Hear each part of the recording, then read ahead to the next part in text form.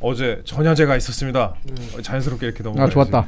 국회에서 이제 전야제가 있어서 사진 좀 올려주세요. 어제 이제 국회의원 회관이 아니죠. 국회 이제 본청에서 뭐 조명 같은 거를 막 했고 되게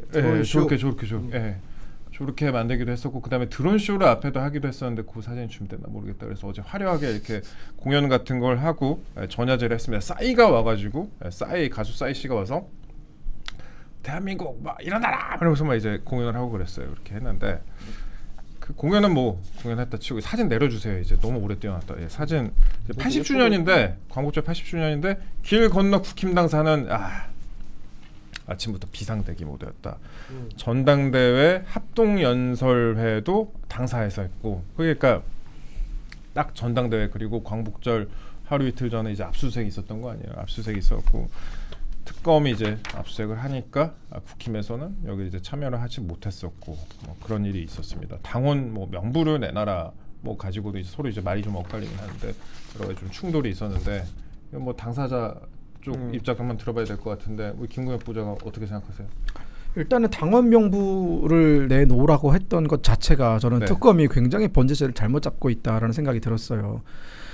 당사를 압수수색하는 것도 상당히 어떻게 보면은 정치 탄압의 일환으로 우리가 해석을 할 수 있는 부분인데 그 와중에 요구했던 것이 당원 명부라면은 이건 굉장히 다른 문제거든요. 왜냐하면 민주당 당사를 압수수색한 적도 몇 번 있지 않았습니까? 이제 윤석열 대통령 시기에 그때 민주당에서는 거의 뭐 당직자들 다 뭐 당원들 다 나와가지고 결국은 당사를 철통같이 에워싸면서 뭐라고 했습니까? 야당에 대한 탄압이라고 얘기를 했어요.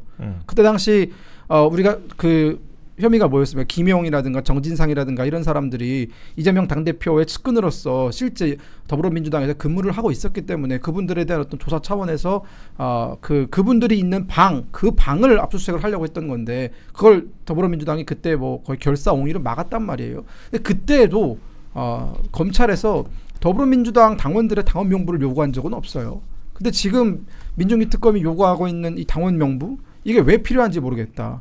만약 당원 명부가 특검의 손에 들어가게 된다면은 그 뒤에 무슨 일이 펼쳐질까? 물론 내세우고 있는 명부는 뭐 이런 통일교 사람들, 통일교 뭐 신천지 이런 사람들의 어떤 당원 가입 여부 이런 것들을 알아보겠다라는 것인데, 근데 그 사람들은 굉장히 어떻게 보면 소수란 말이 있는지 없는지도 모르는 사람들이고 의혹만 가지고 당원 명부를 보겠다라고 하는 것은 정당 결사체의 자유라든가 혹은 내가 어떤 정당에 가입할 자유라든가 어떤 내가 더불어민주당이라든가 혹은 집권당에 반대해서 목소리를 낼 수 있는 사람들 혹은 그런 사람들의 용기를 짓밟는 행위이기 때문에 저는 굉장히 이거는 뭐랄까요? 정당 역사상 선을 넘는 이건 정말 세게 선을 넘는 행위였다는 생각이 들었고 굳이 당원 명부가 필요하지 않아서 알아볼 수 있는 방법은 여러 가지가 있거든요. 뭐 신천지를 압수수색한다든가 뭐 통일을 뭐 이미 했고 근데 그게 아니라 당원 500만 명이 넘는 당원들이 있는 국민의힘에 와서 당원 명부를 요구한다라는 것은 사실 이거는 당원들의 정보를 검찰이 가지고 오겠다는 뜻이고 특검이 가지고 가겠다는 뜻이고 어떻게 사용될지 모르는 거잖아요. 사실 우리 입장에서는 그렇기 때문에 반대를 하는 거죠. 아니 쉽게 말씀드리면 명분이 없어요.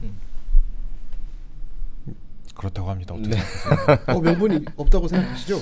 일단 보면 국민의힘 당원가입 시스템이 어떻게 되는지 모르겠지만 민주당에서 보면은 민주당은 모바일로 가입을 하거나 혹은 종이로 써서 제출하거나 두 가지 중에 하나인데 거기 항상 추천인 혹은 누가 이렇게 제출했는지 그거를 드러내게 돼 있습니다. 근데 지금 특검 같은 경우에는 당연히 당원 명부 조사하다 보면 통일교라든지 증거를 찾을 수 있는 거 아닌가 이렇게 생각하고 그렇게 접근하는 부분인데 그 과정 속에서 그 정보를 얻는 데서 그 데이터베이스화 할 것도 아니고 근데 저희가 물론 입장을 바꿔서 저희가 물론 야당이고 국민의힘에서 뭐 그렇게 정권을 가지고 쳐들어왔다면 저희 같은 경우에도 그렇게 막았을 거예요. 2022년 10월에도 제가 그때 현장에 있었거든요.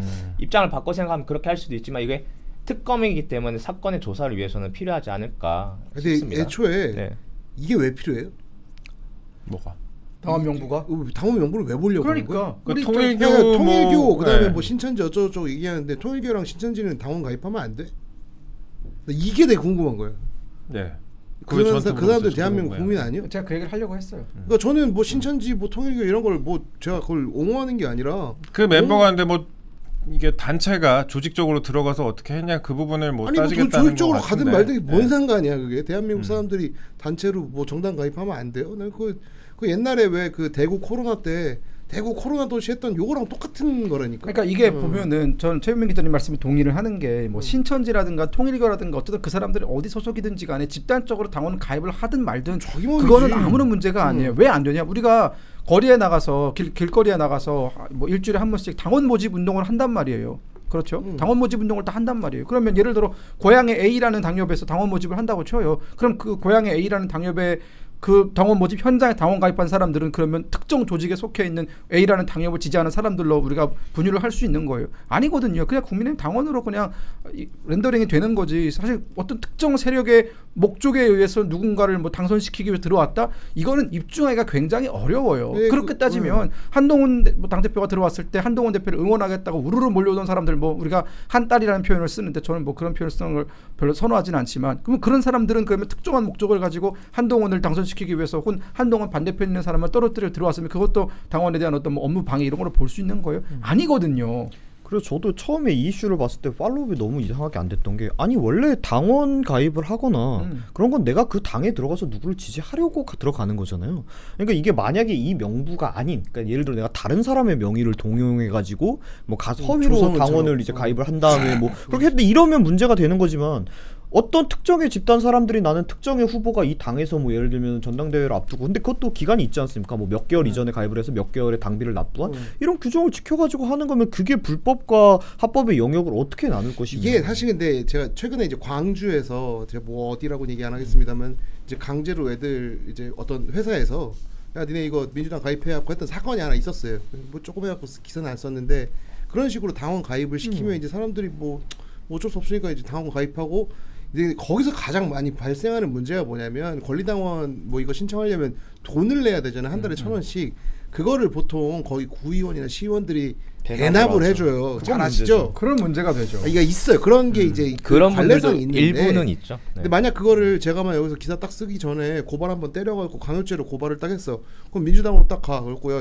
얘네들 여기 추천인 썼다고 했으니까 이 추천인으로 한 사람들 다 내놔봐야 하면 못 내놓잖아요. 그랑 똑같은 거야 나는 이게. 이번에 개혁신당 압수수색 2번 당했잖아요. 혹시 명부 털렸어요 이번에? 저희는 뭐 그런 건 없었습니다. 그건 없었어요. 그리고 애초에 저희야 뭐 워낙 무리하게 한 거라서 뭐 본인들도 이미 사실 그 이전부터 검찰 수사에 저희 쪽은 뭐 굉장히 협조적으로 하고 있었기 때문에 뭐 제출하라는 거 다 제출하고 있었는데 굳이 뭐 그래갖고 특검으로 한번 바뀌시면서 뭐 한 번 더 체크할 필요가 있었나? 그럼 그냥 달라 그러면 될 걸. 검찰 개혁 해야 된다.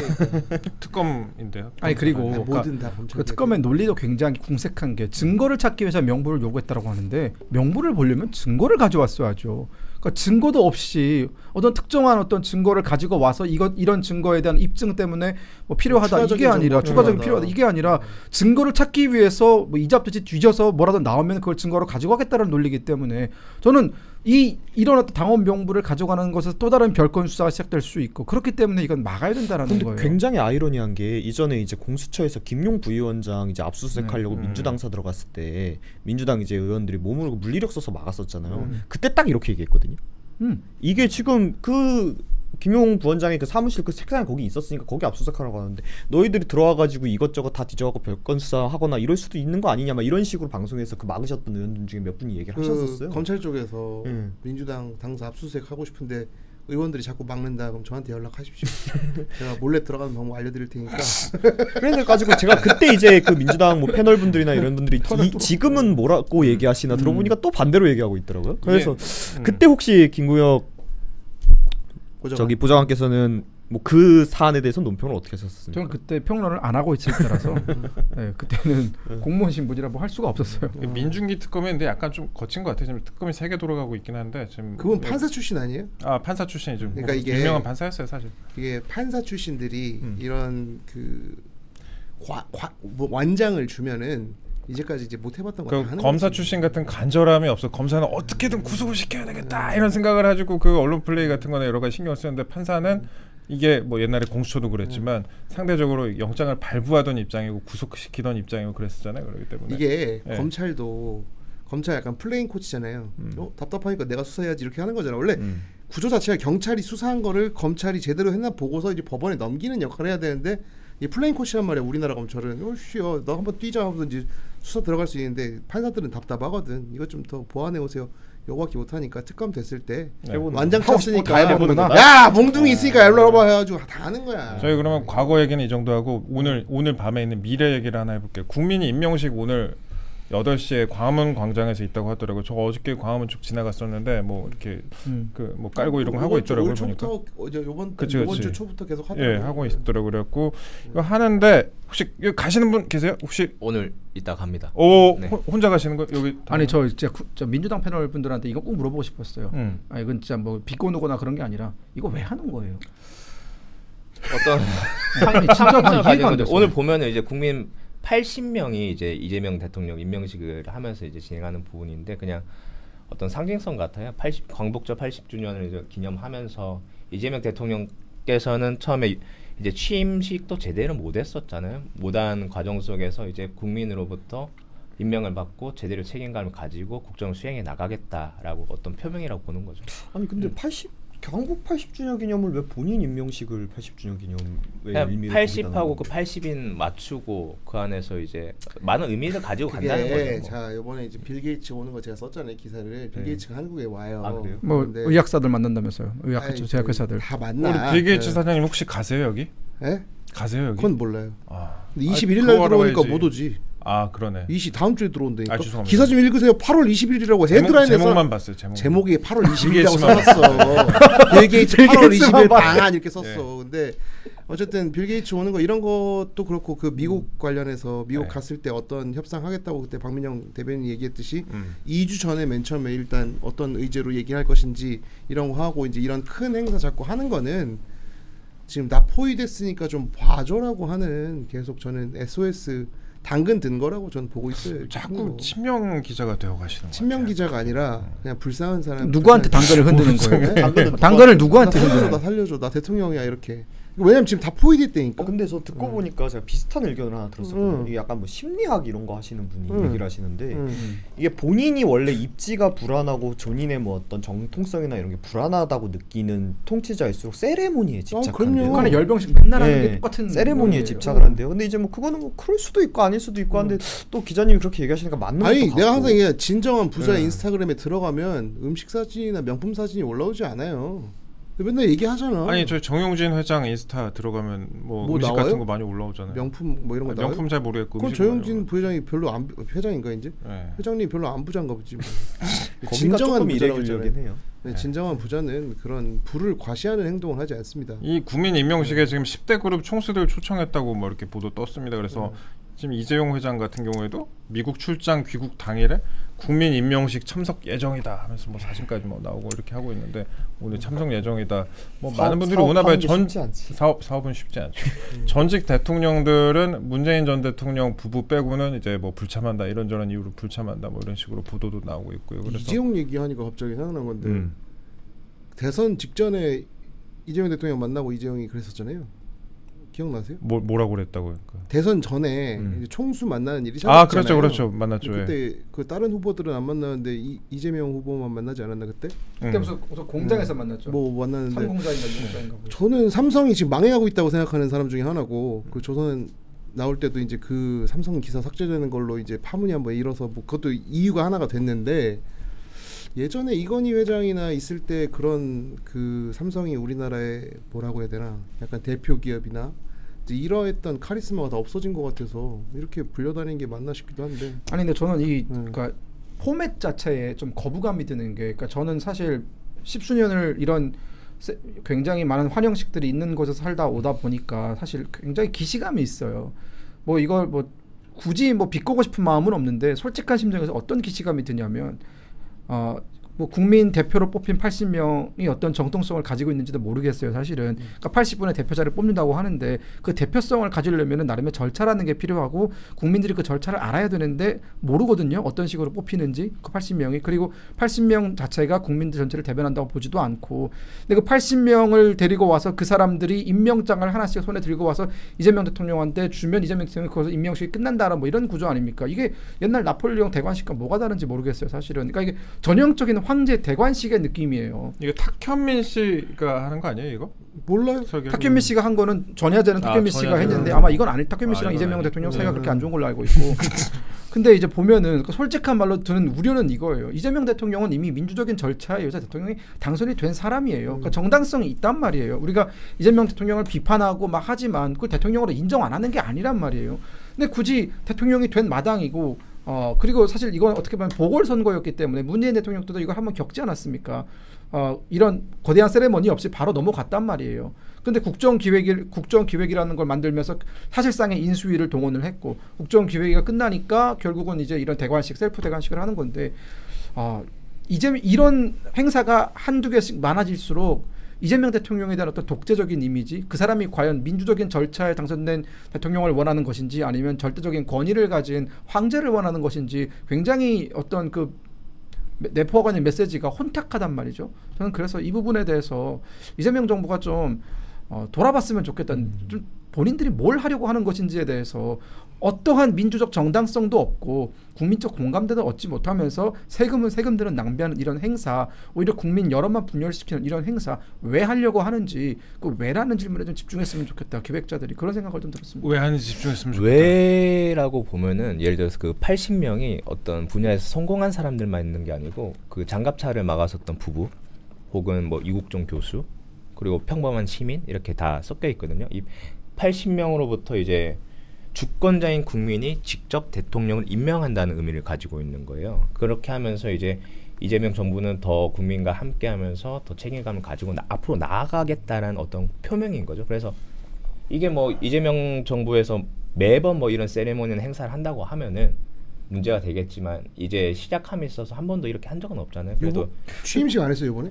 그 아주 간소했다고 하면 간소했던 저는 근데 거고. 설명을 네. 들으면 더 이해가 안 되는 것이 그러니까 그 앞서 이제 얘기한 것이 그러니까 그 80명이 어떤 절차로 국민의 대표라는 것이냐. 그러니까 예를 들면은 그냥 내가 어차피 이미 대통령은 이미 당선된 거니까 그 정당성은 있는데 내가 굳이 임명장을 한 80명한테 또 받고 싶다 해서 80명 뽑은 게 아니라 이걸 국민 대표라고 이름을 지었단 말이에요. 근데 이분들이 어떤 절차로 국민들의 대표가 된 거죠? 저는 어쨌든 국민인데 일단 제 의사를 그냥 물어보지 주캐비 않았거든요. 국가대표 뽑는 것처럼 한 거지. 그러니까 그게 뽑고 굉장히 싶어서 좋은 뽑는 일은 거지. 아니잖아요. 근데 저는 이제 김효 보좌관이 우려했던 부분하고는 조금 다른 부분에 우려가 있는데 저는 이런 류의 세레모니에 집착하는 게 본인 스스로가 불안함을 느껴서라고 저도 생각을 하거든요. 그런데 이제 이번에 그 대통령이라고 하는 권한을 가진 자리에 있는 사람이 뭔가 심정적으로 안 좋은 걸 가지고 있고 뭐 거기에서 벗어나지 못했을 때 어떤 짓까지 할 수 있는가가 윤석열 정권에서 너무 크게 보여졌어요. 그러니까 이게 조금 다른 의미지만 지금 이재명이 나 불안해라고 일종의 방어 기제를 저는 외치는 거라고 보거든요. 근데 그럼 그 사람이 그렇게 불안감을 가지고 있는 사람에게 우리가 권한을 계속 맡겨놓는 게 국민에게 불안감으로 다가올 수 있어요. 그러니까 우리가 보통 잘 되는 회사 사장이 뭐 어디 회식 자리에 와가지고 우리 잘 되고 있으니까 아무 걱정 마 이런 얘기 안 하거든요. 그러니까 자꾸 뭐가 내가 추가로 임명을 받아야 되고 뭔가 행사에서 국민들에게 다시 한번 인정을 받는 느낌을 할 것이고 아니 예를 들어서 그거 한 번 더 하고 싶다 그러면 제 신임 물을 거 아니잖아요. 그렇죠. 제 신임 물어가지고 이거를 지금 갑자기 든 생각인데 문재인 대통령 예전에 됐을 때도 50% 못 넘겼잖아요. 네. 그 당시에 이제 안철수랑 홍준표 합치면은 이길 수 있었고 이번에도 마찬가지로 이준석이랑 그쵸. 김문석이랑 합치면은 이길 수 있었단 말이에요. 그리고 두 대선 다 뭔가 5년의 임기를 깔끔하게 딱 마치고서 그 다음에 약간 FM대로 흘러갔을 때 된 게 아니라 뭔가 끌어내리고 가고 이런 구조가 되면 자기 스스로 정당하지 않다라는 정통성이 없다라는 거는 인식을 할 거라는 거지. 뭔가 유고가 생겨갖고 뭔가 하는 것처럼 보이잖아요. 남들이 봤을 때는. 그러니까 거기에 집착할 수밖에 없는 거 아닌가? 그거 좀 이해해줘요. 불쌍하잖아. 그러니까 그 이해하는데 그러면 제 신임을 물으셔서 다시 당선되시면 정말 그 정통성이 엄청 강해지실 텐데 그걸 하겠냐고. 혹시 그럴 생각은 없으실까? 근데 아까 그 문성호 대변인 말씀하신 것 중에 하나 조금 오류가 있는 게 우리가 투표나 선거를 하는 것 자체가 모든 주민들이나 국민들이 정치에 참여할 수 없기 때문에 대표자를 내세워서 네. 본인의 이렇게 해서 의사를 표명하게끔 하는 거잖아요. 네. 근데 이거 같은 경우에 80인 선정 같은 경우에 행안부에서 진행을 했어요. 행안부에서 진행을 했고 공식적인 절차로 갔고 예를 들어서 그 80인 안에 보면은 5쌍둥이 부부도 포함되어 있거든요. 일반적인 시민들도 많은 거예요. 그래서 이 모든 과정을 국민들하고 소통하고 그 안에서 누군가를 뽑고 뭐 하기에는 시간도 너무 촉박하고 너무 조금 그럼 비효율적이지 국민의 않을까 대표라고 싶습니다. 이름을 안 붙여야죠. 그러니까 아니 네. 저는 이해는 돼요. 네. 저도 이해는 돼요. 준비 시간은 짧고 네. 어떻게든 뭐 행사는 마무리를 해야 되니까 행안부가 나서서 주관했다는 것까지 다 이해할 수 있는데 국민의 대표라고 이름을 짓는 순간 어쨌든 대표성을 가지고 갈 수밖에 없는 거예요. 근데 진짜 박항서 감독도 포함되어 있고 그냥 아니, 다양한 아니 그게 감독이 보세요. 아니, 박항서 그분들 감독이 저는 우리를 좋아요. 대표하지 저는 않아요. 좋고. 그러니까 이국종 교수, 그러니까 상징성이 왜? 있는 사람들을 데리고 왔다라는 정도 설명이면 나는 이해하는데 장갑차를 막아서 시민, 저는 그 시민 용감하게 평가합니다. 그렇지만 그들이 우리를 대표하지는 않아요. 아니, 저는 예를 들어서 저는 그 중에서 우리를 대표한다고 저는 인정할 수도 있어요. 근데 나한테 그런 게 이제 뭐 의사를 물어본 것도 아니고 저뿐만 아니라 다른 국민들도 다 생각이 다를 거란 말이죠. 그러니까 얘기하신 바와 같이 국민들에게 일일이 다 할 수가 없으니까라고 해서 평소에 그렇게 4년에 한 번씩 5년에 한 번씩 투표라는 절차를 거쳐서 그걸 인증을 받아서 국민의 대표가 되는 건데 그런 네. 거 없이 행안부에서 근데 정해서 국민의 그렇게 대표가- 생각하면은 이 자리에 예를 들어서 제가 앉아있죠. 그리고 김경엽 뭐 보좌관이 앉아있죠. 그리고 네. 대변인이 앉아있죠. 너는 왜 민주당 대표로 네가 거기로 가? 내 승인 받았냐? 내 동의 받았냐? 너는 왜 국민의힘 대표로 거기 가 앉아있냐? 이렇게 얘기하면은 우리도 할 말이 없는 거예요. 그래서 아니죠. 우리 그런 저는 국민의힘 대표로 네. 나와 있는 게 아닙니다. 국민의힘의 입장에서 얘기를 하는 거죠. 그러니까 이걸 입장을 대변하는 것과 누구나 다 어디 공식석상에 가더라도 누구의 입장은 대변할 수 있어요. 하지만 나는 국민의힘을 대표해서 나왔다고 얘기하지는 않습니다. 저도 뭐 어, 이야기를 잠깐만. 합니다만 네. 저를 개혁신당 대표라고 누가 아니 불러주지 않아요. 근데 이재명 대통령이라는 사람을 정말 좋아하는 사람들이네. 나는 딱 보자마자 뭐 지들이 알아서 하고 싶은 우덜씩 했겠지 이렇게 봤는데 그걸 또 막 대통령이 어떻게 정당성 없게 절차 없이 이거를 생각했어요? 아, 왜냐면- 어차피 그게 안 지켜질 거라고 아는 게 아니야? 그러니까 아까 얘기한 것처럼 민주당의 절차가 어디 있어? 우리는 이재명 대통령이 어쨌든 국민의 투표로 선출된 대통령이니까 거기에 대해서 정당성을 인정한다고요. 그러니까 본인이 그렇게 흔히 얘기하는 겁먹을 필요 없고 쫄 필요 없어요. 그 정당성에 대해서는 부정 안 하는데 왜 자꾸 본인이 불안해가지고 이런 절차적인 부분에서 말이 나오게끔 하면서 자기의 어떤 세레모니에 집착을 하냐 이거예요. 알겠습니다. 그럴 필요가 없는 사람인데. 예, 이 얘기 충분히 한 것 같고 다음 이슈가 진정한 많으니까. 친명이 여기 그럴 수도 있지. 뭐 국가가 잘 되길 바라는 수박 반성하십시오. 청년들인데 이게 대통령 이재명을 살에 걸렸잖아. 근데 우리 저기 아까 포위라는 말씀을 하셔가지고 지금 뭐 네. 대통령 포위되고가 있다 뭐 이렇게 말씀하시는데 네.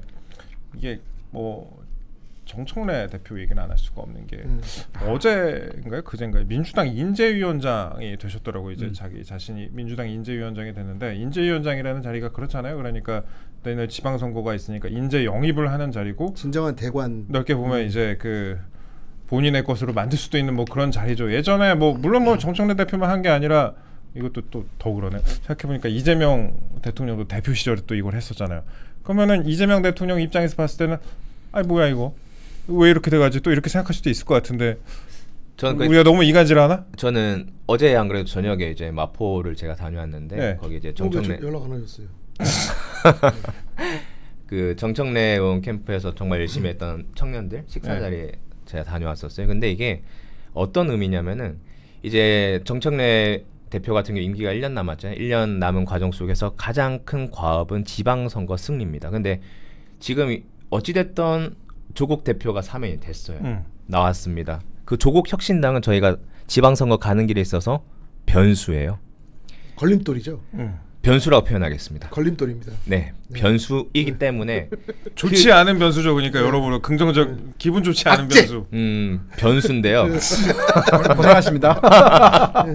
변수이기 때문에 이 부분에 대해서 본인이 개인이 정치적 책임감을 가지고 가겠다. 그 안에서 예를 들면 이런 거예요. 그 1년 안에서 본인이 인재 영입권까지 가지고 가면서 지방선거 승리하면은 내 정치력이 올라가고 인정받는 거고 그 다음 행보로 갈 수 있는 부분이고 만약에 잘못되면은 그 다음에 행보에 있어서도 정청래 대표께서도 약간 제약이 있겠죠. 그런 부분에서 내가 다 책임지고 가겠다라는 메시지로 보는 거죠. 요거에 한 2년 전에 여러분들께서 그 더불어민주당 정청래 대표라든가 이재명 대통령이 반면교사로 삼을 수 있는 일이 똑같이 국민의힘에서 일어났어요. 한동훈 전 대표가 비대위원장 하자마자 가장 먼저 했던 게 인재영입위원장을 가로채는 거였어요. 그때 당시 이철규 인재영입위원장이 있었단 말이에요. 근데 한동훈 비대위원장이 취임하자마자 일성이 내가 인재영입위원장을 하겠다였어요. 물론 공동체제였지만 사실상 이철규 전 사무총장이 가지고 있던 권한을 완전히 축소시켰고 본인이 국회의원 공천을 다 했단 말이에요. 그때 들어온 사람들이 우리 김상욱 의원 같은 사람들이 친한계로 대거 들어온 겁니다. 우재준 의원이라든가 김상욱이라든가 지금 김상욱 지금 어디 있어요? 지금 민주당에 있죠. 그때 친한계로 지금 그것도 분류가 변수네. 되는 약 20여 명의 사람들이 그때 들어와가지고 그때부터 친한계를 구축을 했거든요. 결국 인재영입 위원장을 맡는다라는 것은 내 사람을 꾸리겠다라는 포석으로 보일 수밖에 없어요. 너무나 많은 사례가 있었기 때문에 저는 그래서 정청래 의원이 이거 움직임 보면서 한동훈의 행보를 걷는구나. 네, 그 전까지 당대표가 되기 전까지 한동훈 법무부 장관은 누구보다 친윤이었어요. 누구보다 친김건희였고 하지만 본인이 감투를 뒤집어 쓰자마자 내 정치하기 위해서 윤석열 대통령과 대립각을 세우고 완전히 뭐 김건희 여사를 마리 앙투아네트를 비교하면서 후려치기 하지 않았습니까? 이런 사례가 민주당에도 저는 일어날 거라고 봐요. 결국 권력이라는 것은 이게 어떤 공동의 목표를 가지고 취하기 전까지는 뭉칠 수 있는데 취한 다음에는 그 다음부터는 이제는 뭉치면 또 흩어지는 거고 또 흩어지면 뭉치는 거 이런 거죠. 그럼 조국 사면이 이제 변수라고 말씀하셨잖아요. 변수 얘기 저희가 뒤에 있는 건데 좀 앞으로 당겨서 미리 좀 얘기를 해볼게요.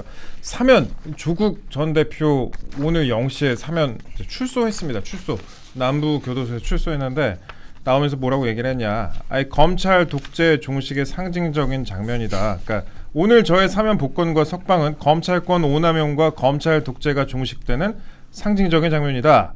헌법적인 결단을 내려주신 이재명 대통령께 깊이 감사드린다. 여전히 윤석열과 단절하지 못하고 윤석열을 비호하는 극우 정당 국민의힘은 다시 심판받아야 한다. 더욱 겸허한 마음으로 국민 속에 들어가 말씀을 듣고 정치를 하겠다.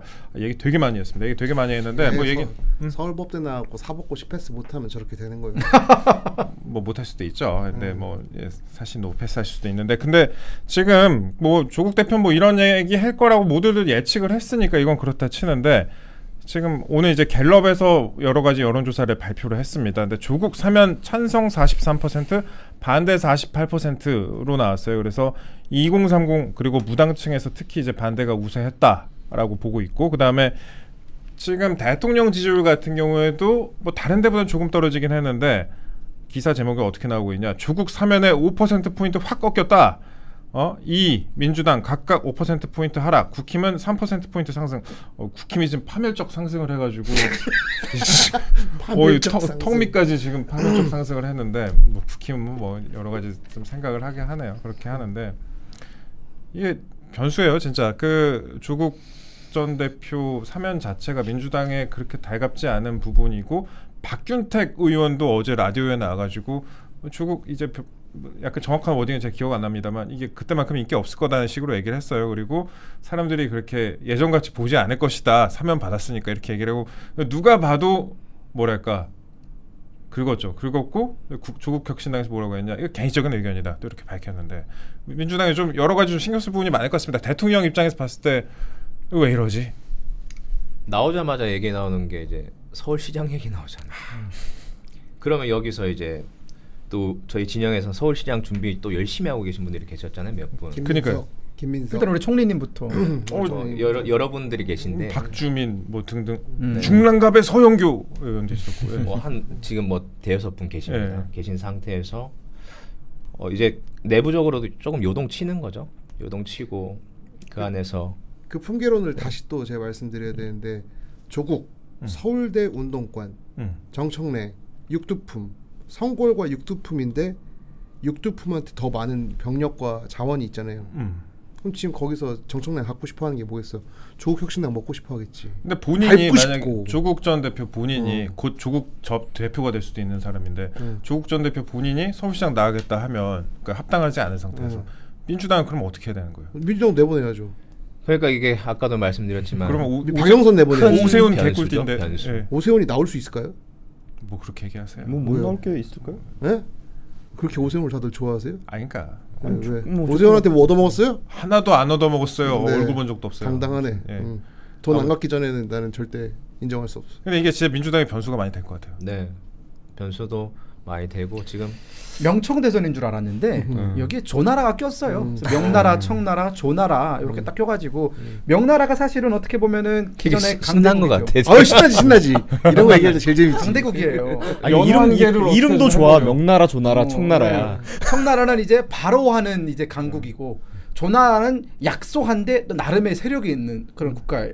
그래서 저는 이 명청조 이 세 국가의 이 치열한 중원대전 여기에 이제 그러니까 삼국지 아니 그 이동호 보좌관 아니 그 대변인이 그런 표현을 썼더라고요. 국민의힘은 오랑캐라고. 그러니까 이게 주위에 그 저 삼국지로 보면 아 그럼 우린 뭐야? 조국 그 저기 아니야? 정청래가 약간 황건적. 황건적 같은 느낌 아니야? 누가요? 정청래가? 아니죠. 정청래 느낌이 약간 느낌이 아, 사람 느낌이 느낌. 황건적이죠. 황건적 같은 느낌이잖아. 약간 황건적 약간 동탁 느낌이잖아요. 근데 동탁이랑 비슷하게 생겼어. 심지어. 근데 세력구도로 오면 지금 조조잖아. 아, 조조지, 그렇죠. 조조. 지금 조조지. 저저. 네. 아니 사마의 정도 되는 거 아니야? 사마의. 너무 높게 평가한 거 아니에요? 너무 아니 그러니까 아 그 구도적으로. 조조 다이 이후에 이제 사마이가 또 구도적으로. 구도적으로 맞네요. 봤을 그러네요. 때 어. 사마이다. 그럼 이제 이재명은 곧 근데 결국에 사마이는 고평론에게 사마이 나는 아들이 당한다. 됐잖아요. 사마이 손자가 손자가 됐죠. 사마염. 사마염. 네. 네, 손자가. 삼국지 게임을 제대로 근데 다 안 하셨군요. 만들어 놓고 돌아가 그 물려준 거니까. 다들 여기 두 사람은 지금 명나라를 응원하는 것 같은데 보니까. 저도 아니 명나라랑 저는 셋 다 망했으면 좋겠어. 저러다가 그냥 아니 근데 망했으면 좋겠어. 이게 왜냐면은 조국은 뭐 당연히 조국 뭐 의원은 전 장관을 뭐 응원할 일은 없고 정청래 의원도 응원할 게 없고 근데 이제 이재명 대통령도 마찬가지인데 어쨌든 우리나라 대통령이니까 이 사람이 잘 안 된다는 얘기는 우리나라가 자체가 안 된다는 얘기이기 때문에 지금 우리나라가 여러 가지 뭐 상황이 안 좋으니까 그래도 좀 잘 했으면 하는 마음은 있죠 당연히. 근데 조국 예. 대표가 서울시장 출마하는 게 맞지 않아요? 저는 그렇게 보는데. 왜 맞아요? 예? 그 뭐 얻어먹은 거 비밀이니까. 있어요? 예? 비밀이니까 그냥 그렇게 우리는 가시죠. 조국을 서울시장으로 외치시면 될 것 같습니다. 안 되고 저희는. 조국 욕을 한번 해야 될 것 같아. 아니 안 돼요. 안 돼요. 그냥 저는 그냥 순전히 민주당 입장에서만 음. 얘기해 보면 그 조국 대표가 이제 출소하자마자 얘기했던 게 헌법적 결단을 맞아요, 내려주신 이재명 대통령께 감사드립니다라는 말을 했거든요. 헌법적 결단. 네, 그 마음 지금의 마음 쭉 가져가 주셨으면 좋겠습니다. 그럴 리가 아니 있겠어요. 근데 멘트가 네, 너무 구려. 조국 아니 서울시장이 진짜 내 멘트가 눈앞에 너무 있는데 이제 권력 앞에서는 네, 친구가 뭐가 조국을 없습니다. 서울시장으로 밀고 그럼 될 것 같아요. 아니, 국민의힘은 어부지리를 저는 얻는 저는 거죠. 최 기자님 속안에 있는 저 전략들 한번 차분히 들어보고 아니, 싶어 제가 몇 대충 시간 보니까 정도. 이제 친준 기자니까 이준석 어떻게 시장 만들어 볼까 뭐 이런 생각하는 것 같은데. 이준석이 그래요? 시장이 어떻게 돼요? 이준석 그렇지 않아요? 시장이 어떻게 돼요? 이준석은 아니, 왜 지역이 될 수도 화성인데 있지. 저기 화성인 그 노원으로 다시 돌아와요? 3% 딸이가 무슨 시장을 해요? 저 화성 동탄 저 구청장에 요즘 이거 안 달려요? 8%. 저 이번에 8.3. 이준석 끝났다. 요즘 유행 안 해요 이제. 이제는 별로 얘기가 안 나오네. 근데 뭐 국민의힘도 생각해 보니까 뭐 서울시장 지금 후보군이 글쎄 마땅. 민주당에서 지금 김민석, 지금 총리. 준비 많이 하시는 분들이 박홍근, 박주민. 네, 박홍근 의원님은 JC 중심으로 많이 만나고 다니시는 거예요. 네. JC 중심으로 하시고. 근데 그분은 박원순 시장 돌아가시고 나서는 이제 거의 뭐 상패 위기라. 친명으로 그래 갈아탄 거 아니에요? 근데 뭐 제대로 친명에도 갈아타야지. 언저리 저 끄트머리에 계시니까 그래가지고 보면 빨리 갈아탔어야 되는데. 전현희 의원께서도 열심히 준비하고 계시고 박주민 의원님은 워낙 열심히 준비하셨고 근데 이번에 그 박찬대 캠프에서 너무 열심히 하셨잖아요. 열심히 하시면 그게 또 어떻게 될지 모르겠습니다. 열심히 하면 안 좋은 거고. 그럼 지금 댓글에 서울구치소에 있어서 서울시장 나오는 괜찮다. 천재다 진짜. 어디가 써먹어야겠다. 그거 이거 써먹어요. 예, 제가 좀 이거 다른 써먹어요. 방송에 좀 써먹겠습니다. 그러면은 남북에도 제일 좀 사실상 가장 확실한 건 김민석 총리네요. 그렇죠. 누구보다 압도적이죠. 그럼 김민석 총리랑 조국이랑 붙는다. 야, 요거는 성골 대 성골의 만남이네요. 아 그러네요. 이거는 근데, 누가 더 근데 이게 성골 대 성골이긴 한데 김민석 총리는 진짜 성골이고 그렇죠. 조국은 약간 진골 느낌이 있거든. 예. 이게 약간 그 뿌띠보이라 캘리포니아에서 놀다가 와가지고 그러니까 약간 언더오버 차이가 있죠. 그게 언더도 아니에요. 아니 근데 네. 김민석 총리는 2000년대 초중반의 황태자였고 약간 옛날에 좀 어느 정도 좀 방구 좀 끼던 사람인데 조국은 2010년 진거집권 플랜을 만들고 나서 그때부터 쫙 상승해서 왔으니까 저는 조국 대표도 만만치 않을 거라고 봐요. 김민석이랑 네, 붙였을 그래서 때. 두 분이 붙고 이제 서울시장 국힘에서 누가 나오지? 누가 나와요 요즘? 어디요? 서울시장이요. 나온대요? 아니요 누가 지금 뭐 이렇게 거론되고 있어요? 지금 뭐 거론되는 사람들 뭐 오세훈 서울시장도 뭐 얘기가 다시 뭐 있고 이제 명태균 끝나고 얘기하면 되고. 한동훈 전 대표도 뭐 서울시장 얘기가 나오고 안 나올 있고요. 것 같아. 근데. 근데 그러면 뭐 그냥 조국 대표 하는 게 맞는 것 같아요. 그러니까 아유, 민주당이 지금 여당이긴 한데 진짜 고민이 많겠다. 그런 뭐 그런 분석도 많고 기사도 많고 어렵죠 그래요. 앞으로. 네. 근데 서울시장 국힘 공천이 진짜 재밌겠다. 누구로 할 것인가? 사실 없어요. 이게 국민의힘이 총선에서 내리즘 3연패를 했는데 3연패를 하면서 서울의 어떤 의석수가 계속 줄었거든요. 이번에 조금 한두 석 정도 과거 21대에 비해서 22대 때 한두 개 정도 늘어나긴 했는데 뭐 저기 마포의 저 누굽니까 조정훈 의원이라든가 이런 사람들이 그 이제 쟁취 이제 그 당시 그 누구였으면 이지은 후보였죠. 그 사람을 상대로 이기고 김재섭도 이제 도봉에서 굉장히 신승을 거두면서 서울이 조금 늘어나긴 했지만 여전히 지역 기반이 부족해서 글쎄요 국민의힘에서 지금 유력하게 제일 이제 프로 출석러가 이제 이해운 의원 예전에 조의훈 의원 요즘 뭐 하세요? 이해운 조의훈 의원이 아마 노릴 것 같고. 근데 이해운 의원은 사선이긴 하지만 그분도 사실 배지를 놓은 지가 좀 됐어요. 시간이. 그렇죠. 지금 벌써 6년째 야인으로 지내셔가지고 아는 사람만 알지 이해운 의원 인지도가 좀 많이 떨어져요. 국힘에 누가 나올 사람이 없네. 그러니까 유일하게 저는 조정훈 의원 정도 나올 그나마 가능성이 있다면 조정훈 의원이죠. 아니, 그러니까 해볼만 하다는 거죠. 서울은 어쨌든 이게 뭐 강성 보수의 목소리보다는 좀 중도의 목소리를 내는 사람이 나오는 것이 경쟁력이 있는 건 맞으니까 조정훈 그런 측면에서 조정훈 의원은 나는 뭐 합리적인 선택이라고 봐요. 민주당은 아니었고 시대 정신인가 그렇죠. 그거 민주당이랑 합당한 적 없어요. 그리고 보라색깔 정당. 그 민주당이랑 이거 해가지고 돈 받았잖아요. 뭘 받아요? 비례 받은 게 민주당 때문에 받은 민주당 거잖아요. 때 받은 건 사실이죠. 아이 그게 그거예요. 뭐 알겠습니다.